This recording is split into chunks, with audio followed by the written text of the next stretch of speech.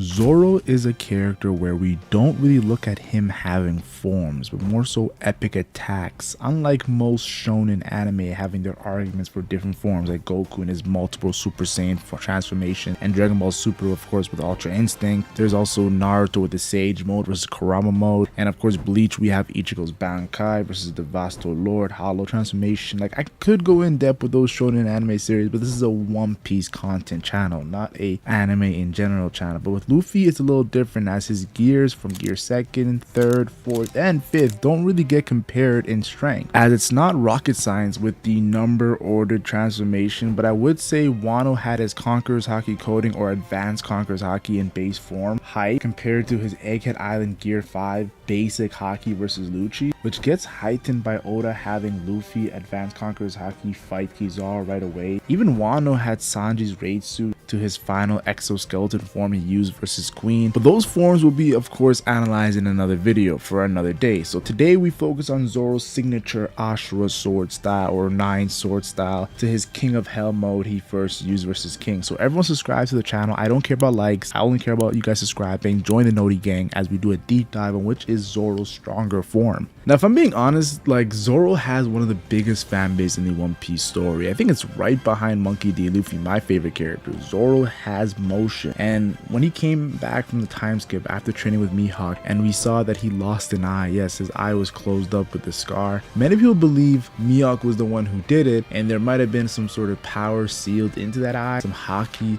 base power. And of course with Joy Boy's rope in Egghead Island that we're about to see in the anime soon, a lot of people are now even more on Zoro's eye having a special power, and the fact that nobody really talks about it, even Zoro doesn't talk about it. Something happened in, of course, Zoro's past for him to actually get his eye taken out. Now, it could just be an accident when he was training with Mihawk. When I say accident, more so overpowered and showing how grueling the training was Zoro went through. But still, fans are always reaching for a new form, especially with a favorite character like Zoro, and the eye opening is one of their favorite fan forms. And then there's Zoro's bandana, which he used throughout pre-time skip and post-time skip, where Zoro puts his bandana on, it means he's getting real serious. But that's not really a form, more so a mentality shift that Zoro has. And that's what the thing you have to understand. Zoro not really is a forms guy, he's more so a mentality shift guy when he gets extra serious and when he's not really trying. And then of course he has his epic attacks when he's extra serious. So this bandana is not really a form, but people do like to say Zoro didn't even use the bandana, so it means he wasn't trying. And there was a little truth to that when we saw Zoro against Kaido and Zoro versus King. When he was trying, he had that bandana on, guys, at the end. Now, of course, when it comes to Zoro after the time skip, Punk has and Dressrosa really showcased Zoro using Armored Haki. Monet was where he teased Armored Haki, even though he didn't go all out. He showed that he could easily use it and destroy her, this Snow Logia. And eventually using Armor Haki versus Pika, who had full body Armor Haki with an insane Delta Fruit, showing that Zoro's Armor Haki that he specialized during the time skip was coming to fruition in Dressrosa, and it was really cool to see. Honestly, the fact that Zoro was going up against, of course, Fujitora and doing slashes, flying slashes attack that Fujitora complimented, but to see at the end of Dressrosa against, of course, Pika, Doflamingo's strongest guy, that's when he really took it on another level with that Armor Haki. It's like, is Zoro only going to use Haki as a elevation? That's what we were thinking. It's not really a form, it's more so just him adding a skill set to his sword. Even when Zoro was of course learning Armor Haki with Mihawk, Mihawk said, "You can turn your sword into a black blade just like mine." Now of course he meant it not literally but figuratively when it comes to adding Haki to your sword.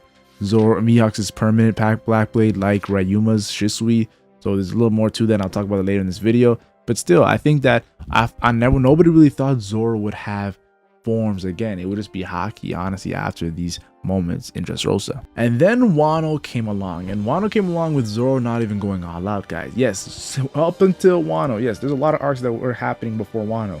Fishman Island, Punk Hazard, Dressrosa, Zou, Whole Cake Island, and Wano. It took 6 arcs for Oda to finally showcase Zoro going all out.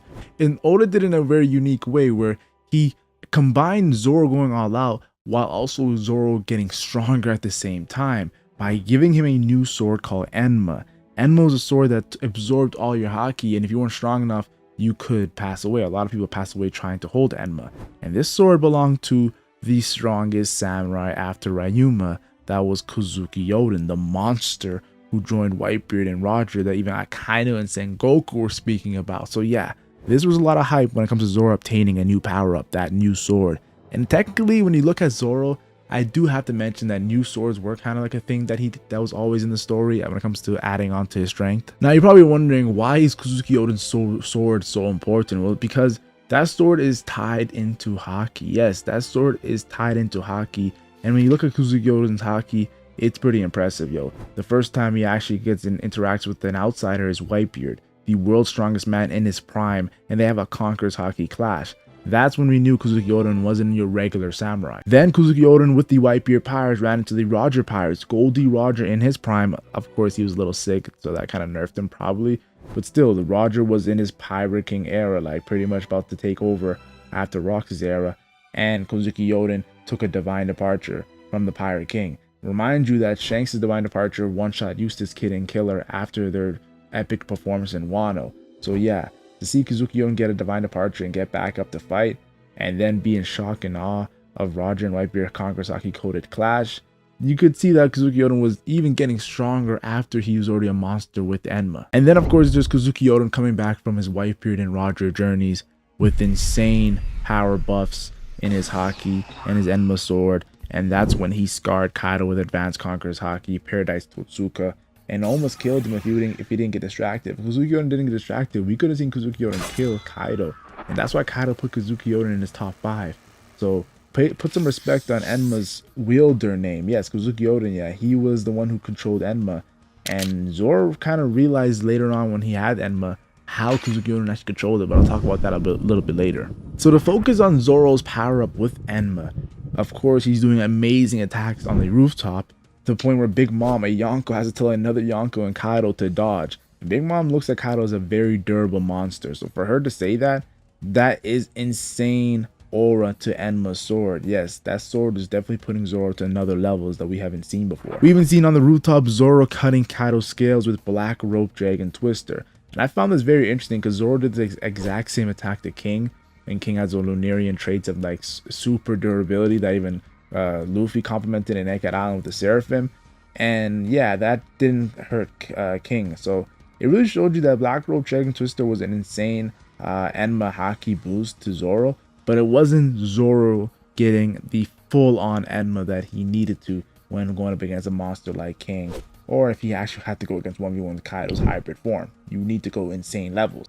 And then on the rooftop, Enma definitely aided into Zoro blocking a combined Yonko attack from Kaido and Big Mom, Ocean Sovereignty. This broke every bone in Zoro's body, and he only blocked it for a split second. But I still gotta pay respect where respect is due. That's 2 Yonkos combining an attack and you blocking it. Yeah, Eustace Kid gave respect to Zoro. Luffy, Law, and Killer definitely gave respect because, yeah, this guy put his body on the line for the rest of the worst generation that was up on that rooftop. Now, I want to rewind a little bit, back to pre-time skip. Zoro actually does have a signature form, and that's Ashura. And we first ever seen it in Eni's lobby, which made a lot of sense because we had Sanji going Diable Jumba. That was his first time going into a mode with the fire on his feet. And we had Luffy going gear 2nd and gear 3rd. That was Luffy's first time ever going into a gear. So I wasn't surprised that Oda gave Zoro form 2, and that was Ashura to use against Kaku. Now, mind you, Kaku was the 2nd strongest in Doriki after Lucci. Even though Lucci was double Kaku and Jabra, still respect to Kaku being the 2nd strongest in Doriki. Now, of course, he did have new to his Devil Fruit, where Jabra had more expertise with his Devil Fruit. So that kind of was evening it out when it comes to those 2 characters. But still, to see Zoro go Ashura and destroy Kaku really showed you how strong Ashura was as a form. Then, of course, the next time Zoro uses Ashura is Sabaody. And Sabaody was the arc where Straw Hat Pirates had to run. Now, Zoro, of course, was nerfed because we know that the Kuma pain of Luffy really definitely affected Zoro all the way up until the time skip started. So Zoro was nerfed when he was using Ashura and Sabaody. And Sanji and Luffy, of course, noticed that. Luffy doesn't know why, but Sanji knows why because he knows that Zoro sacrificed himself for Luffy. But still, I gotta say that Oda really wanted to make Ashura Zoro's go-to, kind of how Sanji had Diable Jumba and Luffy had Gear 2nd. Now, that was the last time we would ever see Ashura pre-time skip. And ever since the time skip, we've been theorizing, speculating when Zoro would bring it back. He didn't bring it back in Fishman Island. He didn't bring it back in Punk Hazard. He didn't bring it back in Dressrosa. He didn't bring it back in Zou. And he didn't bring it back in Wano's first half. But of course, Wano's second half, the Onigashima raid, of course, the rooftop, where Zoro surprisingly was on the rooftop, and a lot of people were like, whoa, Zoro's actually up there with the monsters of Luffy, Kid, and Law alongside Killer. And that's when he brought out Ashura, and he used it against Kaido. And Kaido didn't just get scarred by Ashura. Kaido told Zoro, you're using Conqueror's Haki. Mind you, Kaido as a hybrid form can only be scarred by Conqueror's Haki coding. So Oden did it, and now Zoro finally did it. He brought out Enma's Conqueror's Haki coding there, of course, and this Ashura's the one that brought it out. And you have to understand, right here really showed you how strong Ashura is, because I think Ashura is Zoro's strongest form. But then, of course, there's King of Hell, and that kind of like makes my statement I just said kind of iffy. King of Hell mode is, of course, the Conqueror's Haki coding on all three of his swords. Of course, this is from Enma, and realizing how Oden was able to control Enma, because he couldn't control Enma versus King throughout the fight. But then he realized, oh, I have to actually let all my Haki go.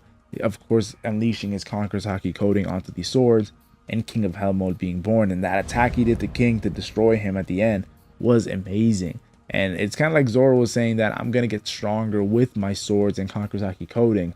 And honestly, a lot of people believe this is Zoro's strongest form. Now, we did see King of Hell mode versus Lucci, but I must say, like, he didn't have his bandana on. Zoro wasn't really trying. Even Sanji knew Zoro wasn't really trying. The fact that Sanji had to troll him to make Zoro actually try a little bit, where Lucci got heavily scarred by Zoro's King of Hell Advanced Conqueror's Haki attack that he did against Lucci. Lucci didn't get taken down, and Zoro still wanted to fight, but it just awakens Zoans. They're very hard and tricky to actually get down. So you gotta pay respect to respect is due. But yeah, as a fan of King of Hell, like, that's kind of like Zoro's new go-to. He used it in Wano against King, his actual opponent, and he used it in Egghead Island against Lucci, his actual opponent in that arc. It's kind of like Zoro is not bringing out Ashura because there's something about Ashura that we don't know about. Just look at Scarpa-Gaban and Elbaf. He's told Zoro that you have Conqueror's Haki, and Zoro didn't even know he had Conqueror's Haki. And like, Scarpa-Gaban was so shocked, like, how do you not know you have Conqueror's Haki? Because he was just telling Luffy to be mindful of how you use Conqueror's Haki. And Loki's like, thank you, Scarpa. Now you put into words what I've been trying to do against these Holy Knights. So we know that Elbaf is to progress Luffy and Loki's Conqueror's Haki, but not just them, Zoro's as well, and make his King of Hell mode even stronger. Yes, Scarpa-Gaban is trying to make Zoro's King of Hell mode stronger because he used it against Scarpa in the beginning. Of course, Scarpa said he didn't want to fight anymore, but Luffy went Gear 5 with Conqueror's Haki coding, and Zoro went King of Hell mode. It was to show that, yeah, we're going to start trying against you because you're overpowering us. So technically, that's 3 straight arcs Zoro has been going to his King of Hell mode. And that would make you think that King of Hell mode is stronger than Ashura. Well, this is my thoughts. Ashura combined with King of Hell mode will be insanely powerful. It might even trigger him opening his eye. But if I'm being honest, the fact that Zoro is spamming King of Hell mode in 3 straight arcs makes me think that Ashura is Zoro's strongest move. And by that, King of Hell mode will only multiply how strong Ashura is, which to me is the end game. Yes, 3 black blades with Conqueror's Haki coding and Ashura making a 9 sword style versus Mihawk for the world's greatest swordsman title. So I have to say, if you are gonna ask me, I yapped for a long time, but I gotta answer. I do believe Ashura is stronger than King of Hell mode when controlled. When Zoro is able to control Ashura, he could even apply King of Hell mode to Ashura, and that is just gonna be super overpowered. And I can't wait to see if Oda does that for Zoro and Elbaf.